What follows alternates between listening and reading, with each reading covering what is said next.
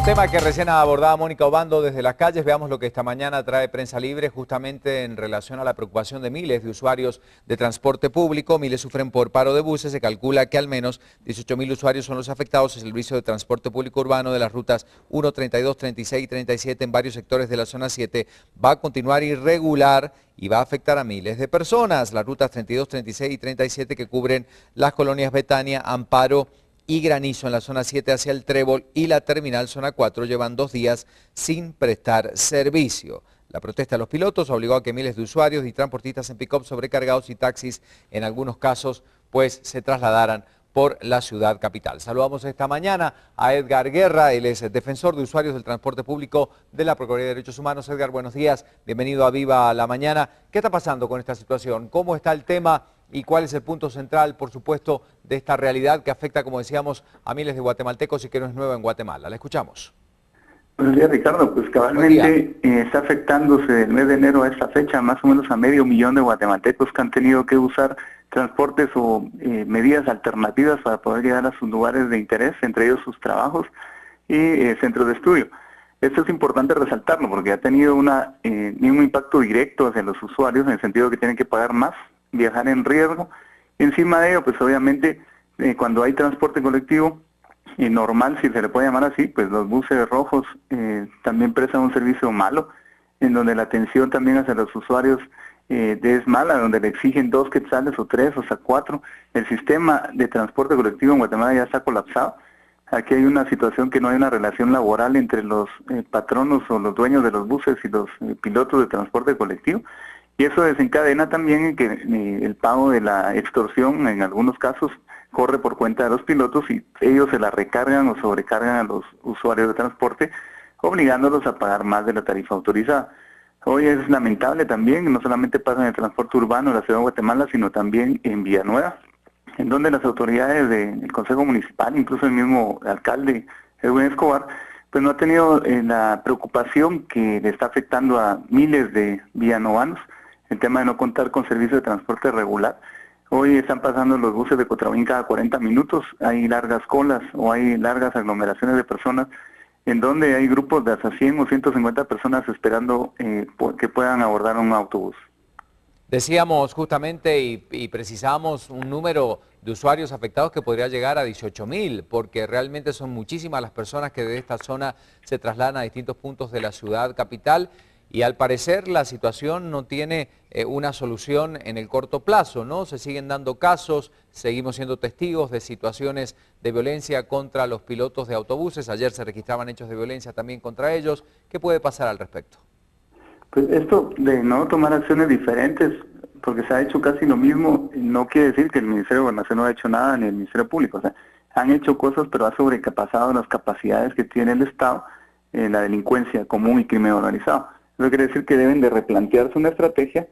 Se ve con buenos ojos incluso la creación de esa fiscalía contra las extorsiones por parte del Ministerio Público. Ese tipo de esfuerzos deben ser coordinadamente realizados en todos los entes que tengan que ver con el tema de la Rectoría de Transporte para poder garantizar primero la seguridad de pilotos y ayudantes o de los operadores de transporte colectivo y obviamente también de los usuarios. Al día de hoy, pues los usuarios han tenido que pagar con su vida. 80 usuarios han perdido la vida en este tipo de hechos, entre balas perdidas en ataques directos a operadores de transporte y también por oponerse a asaltos en autobuses de transporte. Más o menos 220 personas usuarias de transporte han quedado heridas también como consecuencia de la violencia que se vive en el transporte público. Bueno, muchísimas gracias, Edgar Guerra. Él es defensor del usuario del transporte público de la Procuraduría de Derechos Humanos, hablando de esta situación que se está generando en el país. Nosotros vamos a continuar analizándola, pero también hay otras noticias ocurridas en Guatemala y continuamos con el panorama nacional. Así es, y es que en la entrega del informe sobre los sucesos que ocurrieron en San Juan Zacatepeques, la Procuraduría de los Derechos Humanos indicó que hubo negligencia por parte de la Policía Nacional Civil al momento en que se realizaron los primeros llamados de auxilio por parte de los pobladores, quienes posteriormente fueron asesinados.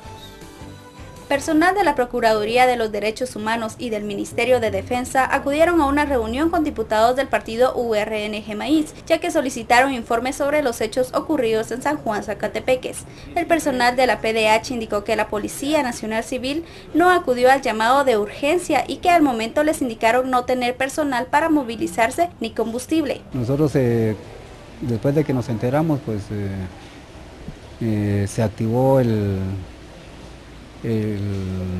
convenio o el protocolo de actuación, el cual nos permitió apoyar a la Policía Nacional Civil y a las fuerzas de seguridad. Evidentemente hubo una falta de respuesta, o sea, hubo las responsabilidades por parte de autoridades de gobierno en cuanto a derechos humanos se da por acción y por omisión. Y aquí nosotros como institución, pues vemos de que sí hubo una total omisión en cuanto a la respuesta para atender estas llamadas de auxilio que nosotros les trasladamos a la Policía Nacional Civil.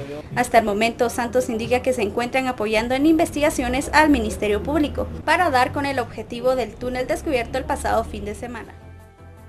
Bueno, efectivamente en internet circulaba un video en el que uno de los vecinos de la aldea Los Pajoques denuncia que el diputado Amílcar Pop fue quien supuestamente hizo pública una lista de personas que habían vendido sus propiedades a una empresa y que a consecuencia de ello sus vidas corrieron peligro. Acá tenemos el reporte. Todo me llamó, me dijo, Bernardo, ¿qué vamos a hacer? Me estoy preocupado. Ayer el diputado Amílcar Pop les entregó el listado a ellos. Ahorita ya saben quiénes son los que han vendido su terreno. En el listado salió de que ellos vendieron el derecho de vía para construir ciudadanía regional. Ahí salió el listado. Salió él y sus hermanos, su papá, y por eso los mataron. Aunque se desconoce el nombre de la persona en el video, su narración denuncia la participación del diputado Amílcar Pop dentro de la estructura que tuvo a su cargo la masacre de una familia completa en la aldea Los Pajoques. Por su parte, Pop niega tener actualmente algún vínculo con los comunitarios y rechaza los señalamientos. Yo, como Amílcar Pop, no tengo ningún interés en eso, ninguno. Mi interés primario, convocado por el alcalde en principio, fue defender derechos de pueblos indígenas. Si es cierto que existía un listado y que si es cierto que había un riesgo, ¿bajo responsabilidad de quién estaba ese listado? ¿Quién lo filtró? No es cuestión de quién lo está pidiendo. Yo nunca lo pedí. ¿Quién lo filtró y quién lo utilizó? Me dediqué, ahí está la prueba contundente, me dediqué a la defensa legal, les gané el juicio y denuncié grupos paralelos. La reacción que veo es una criminalización en mi contra. Mientras tanto, el Ministerio de Gobernación asegura continuar con paso firme las investigaciones. A pesar de ello, aún no logran dimensionar los alcances de la estructura que se encuentra detrás de la masacre.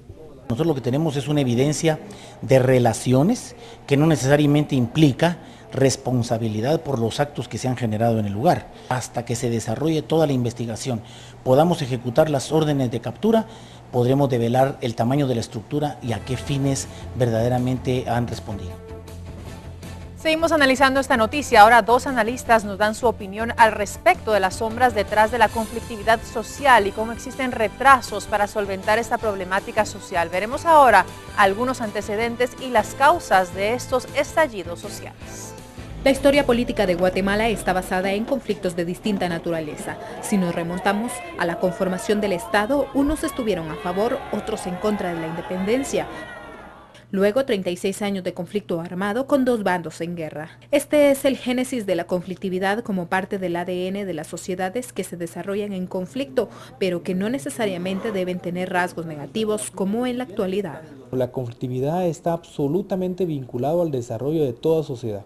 Ninguna sociedad en el mundo, no solamente en América Latina, ha sido posible que se despliegue, que se desarrolle, que evolucione si no es por conflictos. El tema es cómo se administran, cómo se manejan.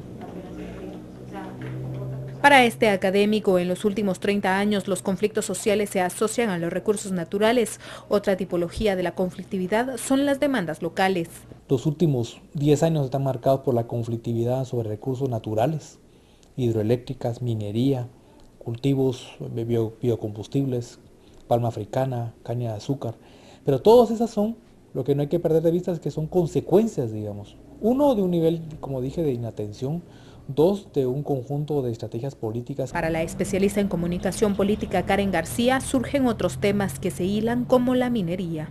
Detectamos que no hay una oposición directa al qué, sino al cómo. La falta de información previa, la desinformación y la debilidad de la mediación son históricamente el problema medular de los conflictos sociales. Al tema de beneficios y al tema de información, mediación y negociación. Ejemplos en donde las comunidades ven cómo se ha desviado su río, cómo les ha cambiado la forma socioeconómica de vivir y convivir porque no tienen el mismo caudal de agua, pero ellos no ven que tienen, por ejemplo, un beneficio económico a cambio que les represente un mejor nivel de vida, y en algunos lugares el famoso ejemplo que ya lo han mencionado muchísimo en los medios, y es, hay comunidades que ven pasar el cable por encima o por enfrente o por al lado y hacen sacrificios físicos por los cambios que han surgido en su comunidad, pero ellos mismos no tienen electricidad. A criterio de Rosal, la debilidad institucional ha hecho que en 20 años no se puedan cuantificar casos de mediación exitosos. En algo están muy de acuerdo los diversos sectores en el país,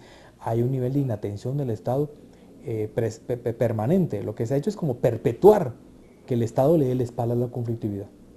Y eso creo que es la razón de ser, porque hoy tenemos un escenario de tanta volatilidad en el país. Al final los actores, como los llaman, es mesas de monólogos. Ahí llega todo el mundo a decir lo que quiere, pero no pueden ceder ni llegan a consensos. Entonces simplemente sirve como para pasar una cortina de humo cuando los conflictos de fondo no están siendo resueltos. Los estados de sitio o de prevención son formas equivocadas que solo sirven para percibir opresión, lo que hace que los conflictos se vuelvan bombas de tiempo, señala un estudio sobre gestión e inclusión social de proyectos hidroeléctricos de la Universidad Rafael Andívar. Parte de la conflictividad viene de la debilidad de la sociedad civil y que las partes confrontadas no se ven como socios estratégicos para la construcción de desarrollo dentro de sus territorios. Bueno, y seguimos con la información porque mañana miércoles va a iniciar la entrega de alimentos a las familias afectadas por la sequía. El primer lugar para entregar las raciones de alimentos será el corredor seco. El número de afectados por la sequía subió a 306.000 familias. Y aquí tenemos el reporte. Este miércoles las autoridades iniciarán con la entrega de alimentos a los afectados por la sequía. En el plan de distribución se contempló la ayuda para 250.000 familias, pero en el último monitoreo el número subió a 306.000. El Programa Mundial de Alimentos donará raciones para 30.000 familias, pero 26.000 hogares quedarán sin ser asistidos. Validadas en RENAP iban alrededor de 280.000 familias. Y eso significa que el número nuestro de 250 ya fue rebasado, 250.000 familias. Las familias deben entregar un certificado que trabajaron sus tierras en diferentes proyectos para recibir durante 6 meses un quintal de maíz, 30 libras de frijol y 17 libras de atol fortificado, lo que tendrá una inversión total de 576 millones de quetzales. Hay una serie, es como un catálogo, como un menú que se les da, en donde ellos definen qué es lo que van a hacer. Por ejemplo, hay acequias, que significa que hacen como zanjas a nivel para que esas zanjas retengan el agua. Hay terrazas que sirven para que los suelos ya no se sigan lavando por la erosión. Hay agujeros para hacer letrinas. Hay aljibes, es decir, hacer agujeros también, pero para guardar agua. 40 municipios del corredor seco serán priorizados para la entrega de alimentos. Aunque solicitamos el cronograma de distribución a la Secretaría de Seguridad Alimentaria, este no fue proporcionado. En otros temas, el precio del arroz no sufrirá incremento en 6 meses. El presidente de la Asociación de Arroceros, Álvaro Padilla, dijo que el costo de la libra se mantiene entre 4 quetzales con 5 centavos a los 4 quetzales con 32. Aseguró que no habrá aumento en lo que resta de este año ni en el primer trimestre del 2015. El ministro de Economía, Sergio de la Torre, se comprometió a luchar contra la especulación con el fin de estandarizar los precios de la canasta básica. El costo de la canasta básica alimentaria aumentó en agosto a 263 quetzales con 40 centavos respecto al último año y sumó 3.000 quetzales 84 con 64 centavos, mientras que la canasta básica vital ascendió a 5.628 quetzales.